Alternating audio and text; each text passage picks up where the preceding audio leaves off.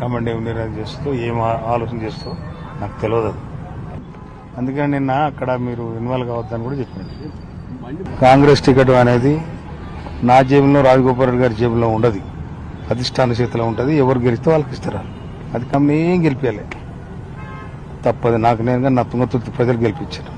నువ్వు గెలుస్తావని చెప్పి నాకు అలా అబద్ధం ఆడను నేను. విన్నారా? నువ్వు గెలిస్తే సామె కాంగ్రెస్లోకి వస్తా అన్నాడు. అప్పుడు ఆయన బీజేపీలో కూడా నేను కాంగ్రెస్ చేయలే, ఆయన కడ ముంగంటే నేను కాంగ్రెస్ చేయలే. అది పరిస్థితి. కోమటిరెడ్డి అని ఒక కామెంట్ చేశారు మంత్రి మీద, అంత కోపం ఎందుకు వచ్చింది కోమటిరెడ్డి మీద? నిన్న నా కాన్స్టిట్యూన్సీకి వచ్చినప్పుడు నాకు ఒక మాట చెప్తే వాళ్ళ అటెండర్తో ఫోన్ చేసి నేను పోతుంటే మినిస్టర్ కాబట్టి. అంటే సమీక్ష కోసం రాలేదు, ఒక చావు కోసం.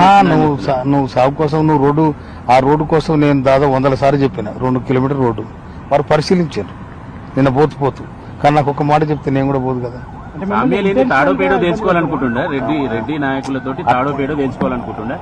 అట్లా కాదులే. ఎందుకంటే ఇప్పుడు నాకు రెడ్లు నాకు ఓట్లు వేసిండ్రు, మాది వాళ్ళు ఆయనకు ఓట్లు వేసిండ్రు. రాజకీయంగా చావు డప్ప కొడతా అన్నారు. అది రాజకీయం అయిపోయింది, దాని క్లోజ్ అయిపోయింది. దానికోసం అధిష్టానం ఏం తీసుకుంటూ చూస్తాను.